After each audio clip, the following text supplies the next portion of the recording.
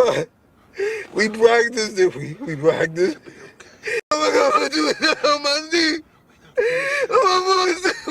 Somebody else. Don't worry about it, son. No, I want that. What's good, y'all? Welcome back to the CFL podcast, and y'all already know what I'm here to talk about. 61 points on Alabama A&M. Oh my God, yo, that game was beautiful.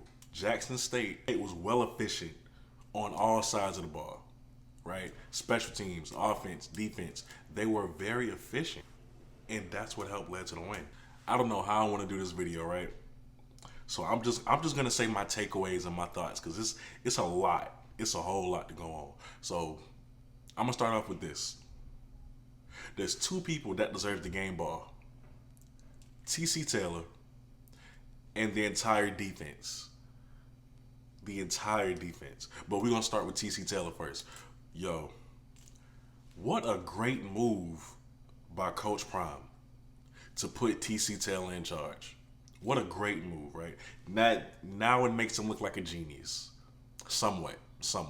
Now, it makes him look like a genius because no disrespect to Coach Phillips at all, because he still is a great coach with a lot of years of experience in the coaching field. However, it just wasn't clicking with him. I felt like when he called plays, he called it to be conservative. He called plays to not lose the game, and he wasn't using the personnel that he had around him. But see, with TC, he brought creativity. He took chances. And that's what this team needs. That's what this offense needs. This offense finally played to its potential. It was never them. They were always talented. This we know. With that being said, the offensive play calling was really holding these guys back. But now I feel like we won't have that problem anymore going forward. So let me say this about TC Taylor. You took a JSU offense that was ranked 9th in the SWAC, and you put up 61 points in your play calling debut for Jackson State. That is impressive. That is impressive. They were ranked 9th. They haven't had a 100-yard game this season. You come in and you not only get them above 100 yards rushing, you put up 61 points. 61 points. Great job. And honestly, I felt like he gave the offense life. His play calling gave the offense life, right? Like you could see with the receivers, right? They were excited. They were playing like, oh, we really we're getting let off the leash now. You feel me? Like we can really show our talent. Nigga, this is not a drill. Get ready, nigga. They think we bulls. No more short yard passes. We can really go for it.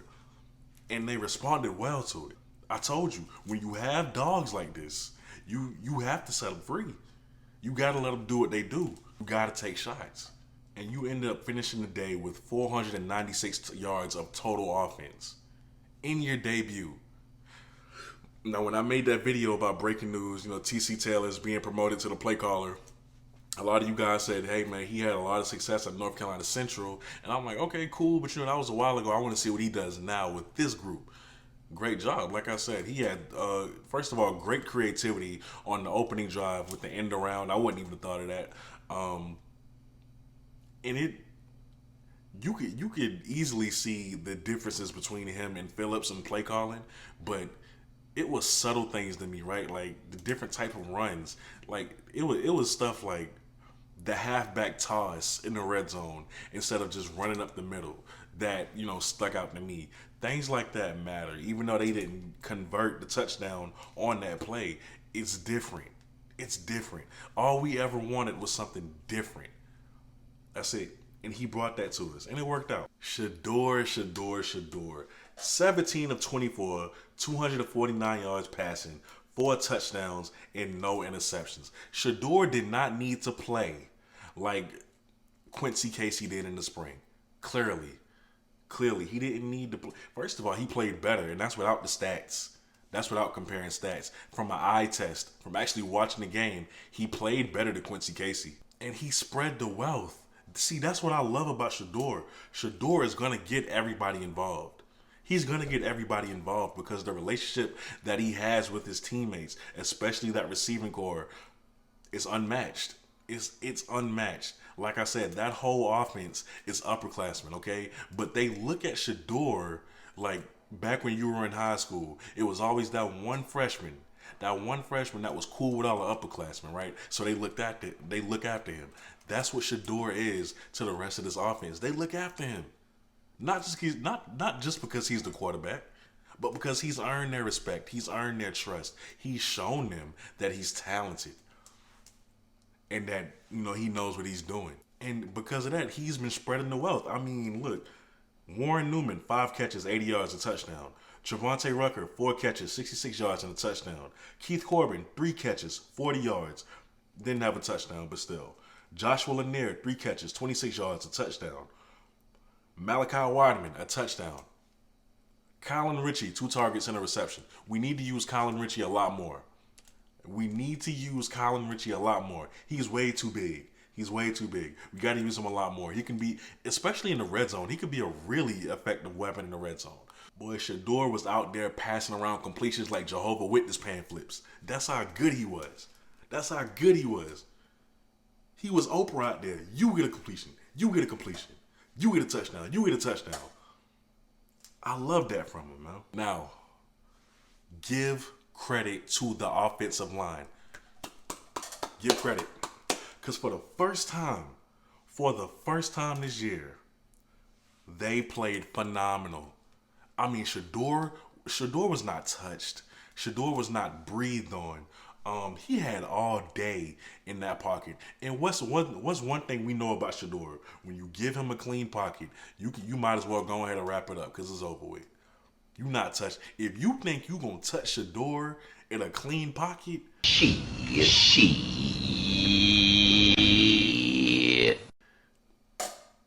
they were able to move people off the ball for the run game, get that going. They were blocking downfield. As a matter of fact, there was one play, right? Remember the play where Shador scrambled out the pocket? He ran to the left sideline. He threw that absolute dart to Warren Newman. And even though it hit Warren Newman in the face, it got past 2 defenders, it hit Warren Newman in the face, and he dropped it. One thing I did notice was that the offensive line literally followed him to the sideline, and it was still blocking for him. That's the type of stuff I want to see from now on from them. Because see, now that I know that y'all are capable of that, I'm gonna hold y'all to that standard on a weekly basis now. And overall, let me say this about the offense: y'all did not give up.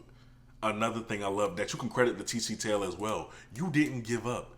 In the fourth quarter, you had a 40-point lead, and you were still taking shots, which is what you're supposed to do. All gas, no brakes, foot on the pedal. TC Taylor kept that going. He did not allow Alabama A&M to have any hope. Jackson State did not play with their food one time.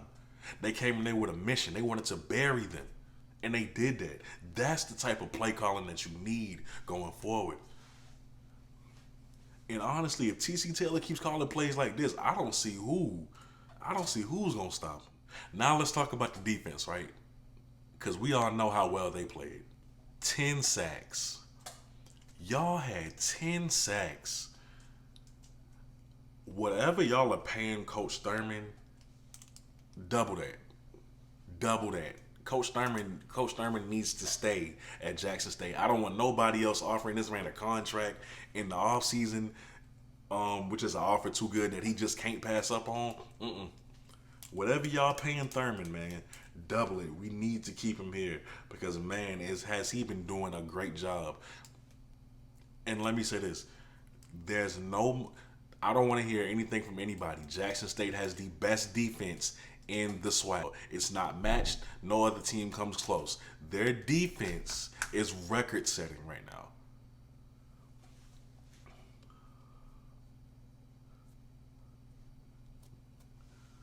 Let me say this about James Houston. Now he's up to 8.5 sacks on the season, still leading the FCS. All right, the defensive line, the whole defensive line needs their flowers. The whole defensive line, not one person. You can't even give it to one person because they all did great. All right, but if I had to pick something I noticed, if I had to pick somebody who I'm proud of on that defense, we know what Aubrey Miller has been. Aubrey Miller has been doing great, right? And we talk about James Houston a lot, which means we don't really talk about Aubrey enough. Aubrey did great. Aubrey has been doing great consistently. I was very proud of Niles Gaddy. I was very proud of Niles Gaddy. And let me tell you why, right? It was 2 plays that Niles Gaddy straight bullied, and I mean bullied, the tackle. He bullied the tackle and he made the sack.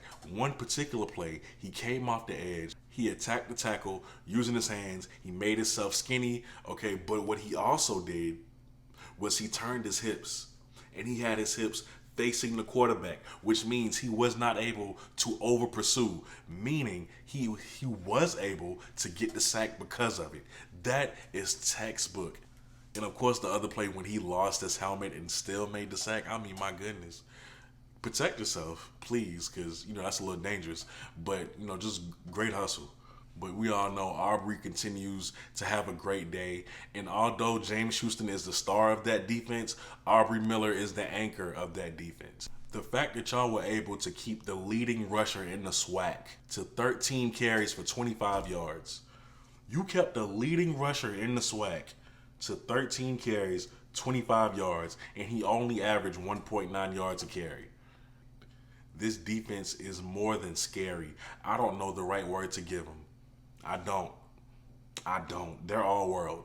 But they are all world. Let me say that. There's no more speculation. JSU's defense is all world. Listen to me. The potential that Jackson State has is through the roof, right? Because what TC Taylor did was unlock confidence in this offense that they probably didn't even know they had. Because see, now that you can be aggressive, now that I can send, just first of all, Shane Hooks didn't even play, ladies and gentlemen. Shane Hooks did not even play. So when you get him back healthy, and you got Javonte Rucker, and you got Warren Newman, and you got Keith Corbin, and you got Joshua Lanier, oh my God, who's going to stop you? Who's going to stop you? Now that you have a play caller like TC, if he can do this consistently, who in the SWAC can stop this team? They're my pick for the Celebration Bowl. I've said that since the offseason. And although this is a great win, right? We all know we wanted this win bad because of alone Coach Maynard's comments. But now that we have it, enjoy it. You got to get back to work because you still have Alcorn. You still have Southern just lost to Texas Southern, so but still you don't look over anybody. So you still have them. You still got games on your schedule that you need to win to get there. This isn't the pinnacle yet. We're happy. We're very happy, right? Because what we saw was a great performance all around for the whole team. But we'll celebrate this, and then it's back to business as usual. That's the message that needs to be said by Coach Prime, which I have no doubt that he will. Also, I would be remiss if I didn't say that Od Hilaire for Alabama A&M, he played a great game, and I get hats off to him. I think 11 catches, over 150 yards and a touchdown, and he averaged over 11 yards a catch. Hilaire played great. He was the only one who played great for Alabama A&M, but he played great nonetheless. Now let's get on your boy, Coach Maynard.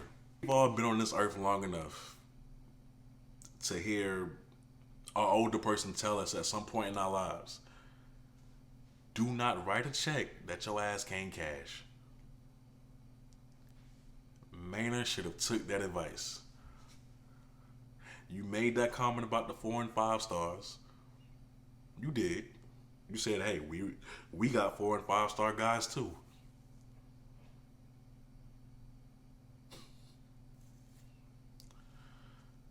Okay.